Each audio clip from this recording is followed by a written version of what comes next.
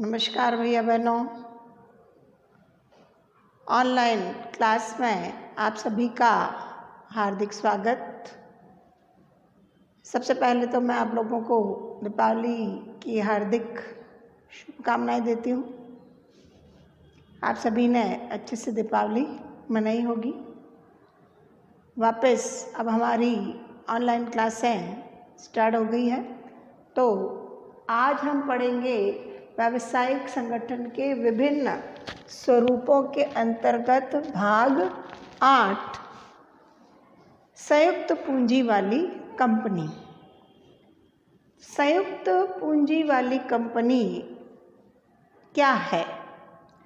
तो संयुक्त पूंजी कंपनी से आशय ऐसे व्यावसायिक संगठन से है जिसका निर्माण भारतीय कंपनी अधिनियम 1956 के अंतर्गत हुआ हो। अब इसमें कुछ संशोधन हो गया है। अब 1956 की जगह 2013 कंपनी अधिनियम 2013 नया इसमें संशोधन हुआ है। तो संयुक्त पूंजी कंपनी से आशय ऐसे व्यावसायिक संगठन से है जिसका निर्माण कंपनी अधिनियम 1956 या उसके बाद संशोधित कंपनी अधिनियम 2013 के अंतर्गत हुआ हो। यह विधान द्वारा निर्मित एक कृत्रिम व्यक्ति है जिसका स्वतंत्र वैधानिक अस्तित्व होता है। जिसका स्वतंत्र वैधानिक अस्तित्व, शाश्वत उत्तराधिकार तथा एक सार्वमुद्रा होती है। स्वतंत्र वैधानिक अस्तित्व का मतलब यह है कि यह विधान द्वारा निर्मित होता है, इसलिए इसका स्वतंत्र वैधानिक अस्तित्व होता है। सदस्यों के द्वारा इसका कोई लेना देना नहीं होता। शाश्वत उत्तराधिकार यानी निरंतर चलता रहता है। शाश्वत यानी जो कभी समाप्त नहीं होता। सदस्य चाहे आए चाहे जाए। जैसे साझेदारी फर्म में होता है ना कि साझेदारों की मृत्यु होने पर, दिवालिया होने पर साझेदारी समाप्त हो जाती है, वैसा इसमें नहीं होता। सदस्य चाहे आए चाहे जाएं, इसके अस्तित्व पर कोई प्रभाव नहीं पड़ता। और इसकी एक सार्वमुद्रा होती है। सार्वमुद्रा जिसको हम कहते हैं कॉमन सील। चूंकि यह कृत्रिम व्यक्ति है, इसलिए किसी भी पेपर पर, किसी भी हम कह सकते हैं कि सूचना पर जब कंपनी की सार्वमुद्रा कॉमन सील लग जाती है तो उसके लिए कंपनी जिम्मेदार रहती है। तो यह विधान द्वारा निर्मित एक कृत्रिम व्यक्ति है जिसका स्वतंत्र वैधानिक अस्तित्व, शाश्वत उत्तराधिकार और एक सार्वमुद्रा होती है। कंपनी की जो पूंजी होती है वह छोटे छोटे भागों में विभक्त होती है जिन्हें हम अंश या शेयर कहते हैं, और जो इसके धारक होते हैं वे अंशधारक कहलाते हैं। और यही अंशधारक कंपनी के स्वामी होते हैं जिनके द्वारा निदेशक मंडल का चयन किया जाता है, और यह निदेशक मंडल ही कंपनी का संपूर्ण प्रबंध का कार्य करते हैं। तो इस प्रकार से संयुक्त पूंजी कंपनी से आशय ऐसे विधान द्वारा निर्मित, ऐसे व्यावसायिक संगठन के निर्मित एक कृत्रिम व्यक्ति के रूप में है जिसका स्वतंत्र वैधानिक अस्तित्व, शाश्वत उत्तराधिकार और एक सार्वमुद्रा होती है। अब इसी के आधार पर इसकी विशेषताएं। सबसे पहला आता है कृत्रिम व्यक्ति। कृत्रिम व्यक्ति यानी जो व्यक्ति नहीं है, जिसको कृत्रिम रूप से बनाया गया है। कैसे बनाया गया है? मतलब संयुक्त पूंजी कंपनी का जब पंजीयन होता है, समामेलन होता है, तो उसके बाद वह एक व्यक्ति की तरह कार्य करती है। व्यक्ति है नहीं, लेकिन कृत्रिम रूप से व्यक्ति है, यानी व्यक्ति की तरह कार्य करती है। कंपनी अपने नाम से संपत्ति खरीद सकती है, माल बेच सकती है, किसी पर मुकदमा दायर कर सकती है, कोई कंपनी पर मुकदमा दायर कर सकता है। तो इस प्रकार से कंपनी जो है एक कृत्रिम व्यक्ति के रूप में कार्य करती है। दूसरा आता है पृथक वैधानिक अस्तित्व, यानी कंपनी का जो अस्तित्व है वह उसके सदस्यों से अलग होता है।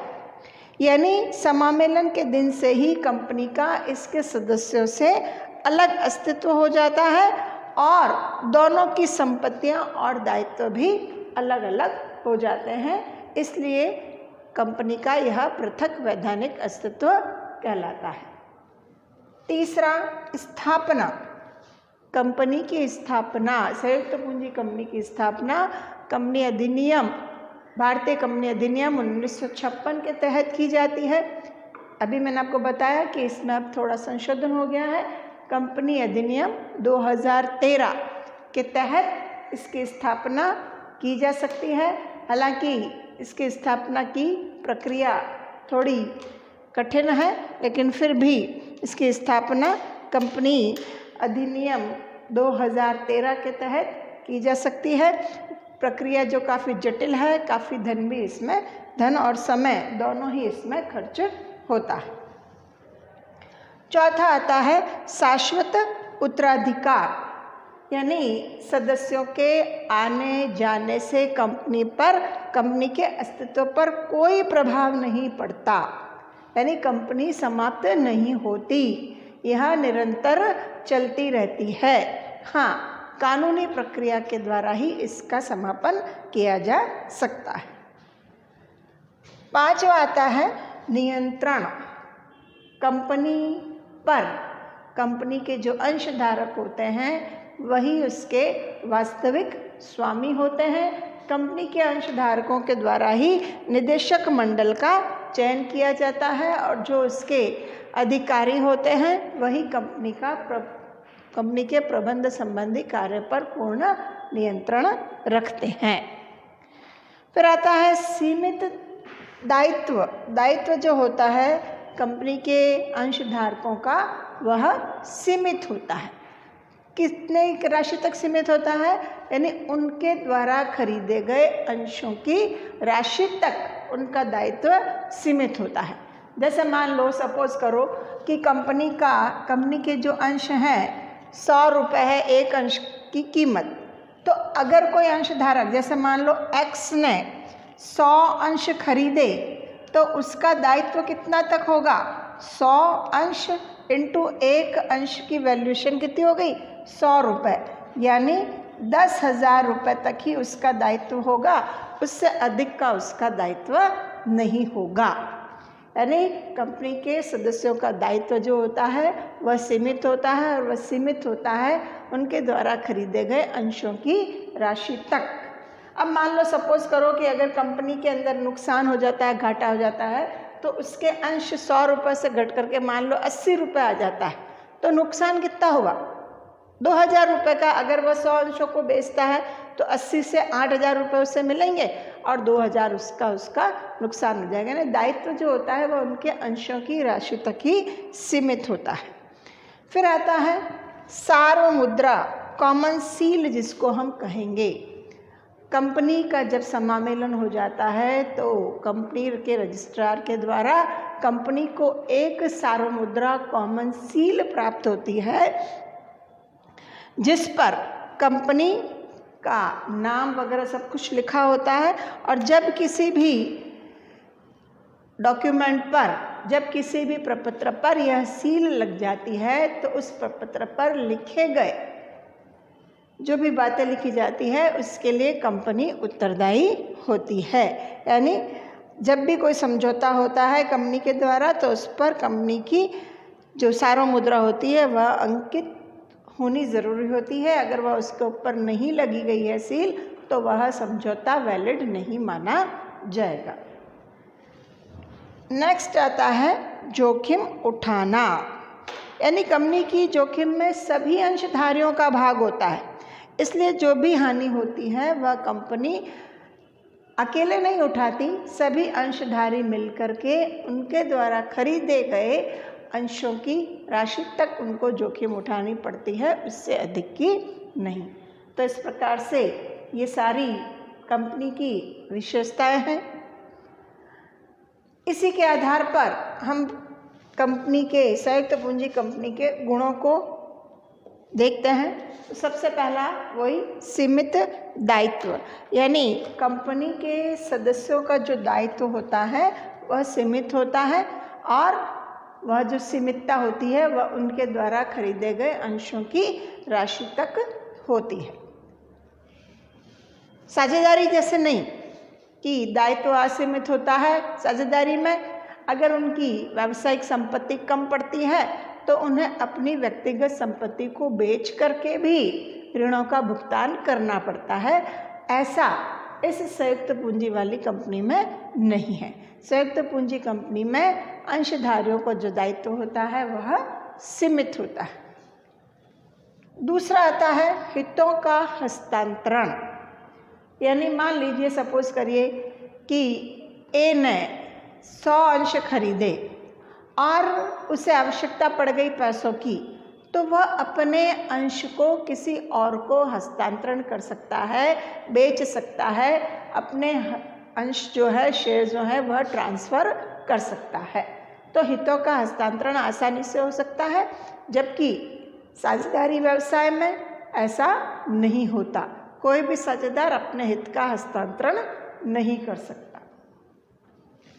तीसरा आता है स्थायी अस्तित्व, चाहे कोई भी सदस्य आए या जाए, कंपनी के अस्तित्व पर कोई प्रभाव नहीं पड़ता, उसका अस्तित्व स्थायी रहता है जब तक कि कंपनी का वैधानिक रूप से समापन नहीं हो जाता। नेक्स्ट आता है विस्तार की संभावना। अगर संयुक्त पूंजी कंपनी अच्छा खासा बिजनेस करती है, अच्छा खासा लाभ कमाती है, तो उसके विस्तार की पूर्ण रूप से संभावना रहती है। यानी कंपनी अपना विस्तार कर सकती है अगर उसके पास पर्याप्त मात्रा में पूंजी की छूट है तो। साथ ही साथ विशेषज्ञों, चूँकि पेशेवर प्रबंधक जो है, चूँकि कंपनी के पास पूरा पैसा होता है तो वह अपने यहाँ पर पेशेवर प्रबंधक नियुक्त करती है और उनकी राय से, उनके अनुभव से अच्छा खासा अपने, चूँकि उनको अनुभव के उनका फ़ायदा मिलता है, ज्ञान का फ़ायदा मिलता है, कंपनी अवसरों का लाभ उठा करके अच्छा खासा मुनाफा कमा सकती है और पेशेवर प्रबंधकों को नियुक्त करके कंपनी अपना विकास कर सकती है। क्योंकि चूँकि पूंजी की उनके पास कमी नहीं होती, पेशेवर प्रबंधक है, अच्छी खासी जब उनको फीस दी जाती है तो वह उनके अनुभव का, उनके ज्ञान का कंपनी को फ़ायदा मिलता है और कंपनी अपना निरंतर विकास कर सकती है। अब आते हैं इसकी सीमाएं, यानी इसके दोष, हानियाँ। सबसे पहला आता है निर्माण प्रक्रिया जटिल, यानी कंपनी की जो निर्माण प्रक्रिया है वह काफ़ी जटिल है, कठिन है, काफ़ी उसमें समय भी लगता है और पूंजी भी लगती है, श्रम भी लगता है। जैसा कि हम बात बताते हैं कि व्यावसायिक संगठन के जो विभिन्न स्वरूप हैं, जैसे एकल स्वामित्व हुआ, साझेदारी हुआ, उनके निर्माण की प्रक्रिया थोड़ी आसान है, आसानी से उसे स्थापित किया जा सकता है, जबकि संयुक्त पूंजी कंपनी की जो निर्माण प्रक्रिया है वह काफ़ी जटिल भी है, समय भी अधिक लगता है, श्रम भी लगता है और पूंजी भी अधिक लगती है। दूसरा आता है गोपनीयता का अभाव। चूँकि कंपनी के सभी डॉक्यूमेंट्स, सभी संबंधित जानकारी, कंपनी संबंधित जानकारी रजिस्ट्रार के पास उनको देनी पड़ती है, इसलिए सारी सूचनाएं रजिस्ट्रार के पास जाने से गोपनीयता में थोड़ी कमी रहती है। और साथ ही साथ अंशधारकों को भी सारी जानकारी देनी पड़ती है, कंपनी ने कितना बिजनेस किया, कितना लाभ हुआ हमको, कितना हम संचित कर रहे हैं, कितना हम बोनस के रूप में दे रहे हैं, कितनी सैलरी दी जा रही है, तो गोपनीयता नहीं रहती। फिर तीसरा आता है अवैयक्तिक कार्य वातावरण। चूँकि कंपनी का जो स्वामित्व है अंशधारकों के हाथों में होता है, तो अंशधारक कई होते हैं, तो एक हम कह सकते हैं व्यक्तिक कार्य वातावरण नहीं बनता, सब अपने अपने हिसाब से काम करते हैं और संगठन का जो विस्तार है वह संगठन के स्वामियों के हाथों में होता है। तो स्वामी कई होने के कारण एक व्यक्तिक कार्य वातावरण जो मिलता है वह नहीं मिलता, इसलिए अव्यक्तिक कार्य वातावरण होने से कार्य जो होता है उसमें समरूपता थोड़ी कम रहती है, व्यक्तिगत संपर्क उनके साथ नहीं रह पाता अपने ग्राहकों के साथ। चौथा आता है अनेक नियम, यानी कई नियम फॉलो करने पड़ते हैं। कंपनी रजिस्ट्रार द्वारा जो नियम जारी किए जाते हैं वह, कंपनी अधिनियम द्वारा जो नियम जारी किए जाते हैं वो, और साथ ही साथ सेबी के द्वारा भी जो नियम लागू किए जाते हैं। सेबी की फुल फॉर्म है SEBI, security exchange board of India, जिसको हम कहेंगे सेबी भी कुछ नियम लागू करती है। जो जब कंपनी अपने अंशों को जारी करती है, सेबी द्वारा लिस्टेड होते हैं जब, तो उसमें काफ़ी नियमों को बताया जाता है और उन सभी नियमों का पालन कंपनी को करना पड़ता है। कंपनी लॉ बोर्ड के द्वारा भी संस्थाओं से अनेक प्रमाण पत्र उनको लेने होते हैं, तो कई नियमों का पालन करते हुए कार्य उनको करना पड़ता है, यानी स्वतंत्रता पूर्वक ये कार्य नहीं कर सकते। नेक्स्ट आता है निर्णय में देरी। चूँकि कंपनी का जो प्रबंध है वह विभिन्न स्तरों पर होता है, उच्च स्तरीय प्रबंध, मध्य स्तरीय प्रबंध और निम्न स्तरीय प्रबंध। तो सभी प्रबंधकों से निर्णय लेने के पश्चात ही आप किसी भी प्रकार का कोई प्रस्ताव है उसका संप्रेषण कर सकते हो, उसका अनुमोदन कर सकते हो और उसका क्रियान्वयन कर सकते हो। यानी कोई भी बात अगर हमको जारी करनी है, किसी भी महत्वपूर्ण बात पर निर्णय लेना होता है, तो सभी से सलाह मशवरा करने के पश्चात निर्णय लिया जाता है। तो इस सब प्रक्रिया में काफ़ी लंबा समय लग जाता है और हमारे निर्णय लेने में काफ़ी देरी हो जाती है। तो कई बार ऐसा होता है कि महत्वपूर्ण अवसरों को हम हाथ से खो देते हैं। फिर आता अल्पतंत्रीय प्रबंध। चूँकि लोकतांत्रिक संस्था होती है, कंपनी एक अंशधारक होते हैं, वोट करते हैं, वो इलेक्शन के ज़रिए उनका जो निदेशक मंडल का जो चयन होता है, तो वही प्रबंध एवं संचालन का कार्य करते हैं। लेकिन कई बार ऐसा होता है कि अंशधारी जो होते हैं प्रबंधक मंडल का जो चयन करते हैं, उनके कार्यों की सही ढंग से पहचान नहीं कर पाते, परख नहीं कर पाते, इसलिए निदेशक बिना, ऊपर चल जाओ बेटा, निदेशक बिना किसी दबाव के कार्य करते हैं, जिससे कंपनी पर कुछ लोगों का ही वर्चस्व बना रहता है, सभी लोग उसके अंदर भाग नहीं ले सकते। लास्ट आता है हितों का टकराव। कंपनी के अंशधारक जो होते हैं उनके हित भिन्न भिन्न हो सकते हैं, इसलिए हितों में कभी कभी उनके टकराव आ जाता है। ऐसे में प्रबंधकों के द्वारा सभी पक्षों के हितों के मध्य सामंजस्य करना जो है वह कठिन हो जाता है। यानी कोई सोचता है मेरा हित इस कार्य में है, कोई अंशधारक सोचता है नहीं मेरा हित इस कार्य में है, तो ऐसे में उनके बीच मनमुटाव जैसी स्थिति उत्पन्न हो जाती है। तो ये कुछ इसकी सीमाएं हैं जिनके कारण संयुक्त पूंजी वाली कंपनियों का निर्माण करते समय इन सब बातों को ध्यान में रखते हुए कार्य उनको करना चाहिए। तो संयुक्त पूंजी कंपनी, अब नेक्स्ट अगले टॉपिक में हम पढ़ेंगे संयुक्त पूंजी वाली जो कंपनियां होती हैं वो कितने प्रकार की होती हैं। मुख्य रूप से दो प्रकार की होती है, निजी कंपनी और सार्वजनिक कंपनी। अगला हम ये अगले लेसन में हम पढ़ेंगे, तो हमारा अगला टॉपिक रहेगा निजी और सार्वजनिक कंपनियों के बारे में। इससे संबंधित आपको सारे क्वेश्चंस जो हैं वो करने हैं। ओके।